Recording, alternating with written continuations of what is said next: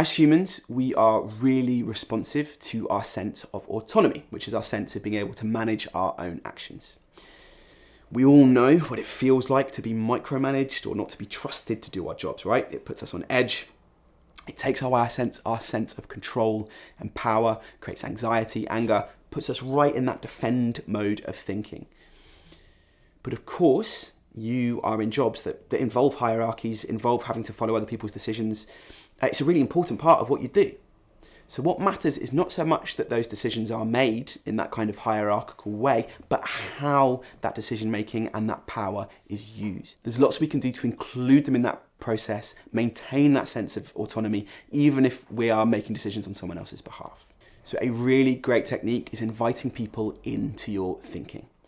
I learned this working in mental health with people who were considered too difficult for other services. And these were people who were hyper aware of when their power was being taken away, and they were not afraid to tell me. So if I came across a situation where I had to assert a boundary or make a decision on someone's behalf, something they might disagree with, if I was to say, this is what we're doing, I'd be met with resistance, it would be chaos. Because fair enough to those people, their autonomy was being taken away.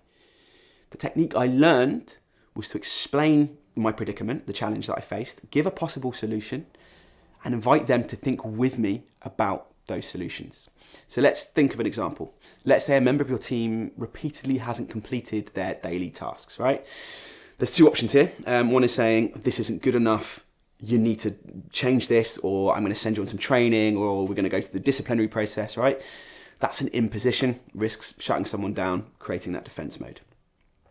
The alternative is explaining your predicament, right? So you might say something like, twice this week, your tasks haven't been completed at the end of shift. That's making it really hard for me during the handover and is something that I absolutely need to solve in order to move forwards.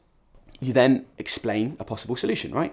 I'm thinking about sending you on some extra training because I really don't want to have to take this any further. And finally, you invite their thoughts. What do you think I should do in this situation?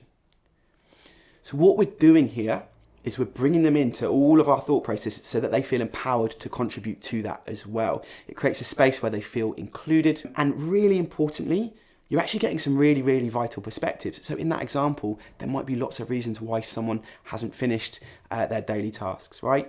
And you need that information in order to make an informed decision. Inviting that person into your thinking allows you to discover the solutions together. It minimizes that imposition and it minimizes the chance that you'll set them into that defense mode. And I have found this so useful, not just at work, but in many, many areas of my life. So often we impose our thinking without recognizing that we're doing that. This is a really, really great opportunity to pull that back and make people feel more included, like they effectively belong in your decision-making process. If you can't do this, if you really have to make a harder decision, the responsibility is on you to really explain your thinking. So even if you can't invite them in, at least give someone the information to understand why you've made that decision. Because if you don't give that information, it's really easy for someone else to paint a picture where you're basically just a big baddie. Whereas if you give them that information, there's way more chance of them at least understanding where you've come to that. So think about the decisions you might have to make for other people, and think about how you can include them in that decision-making process, how you can share the thinking with that person so that they feel included.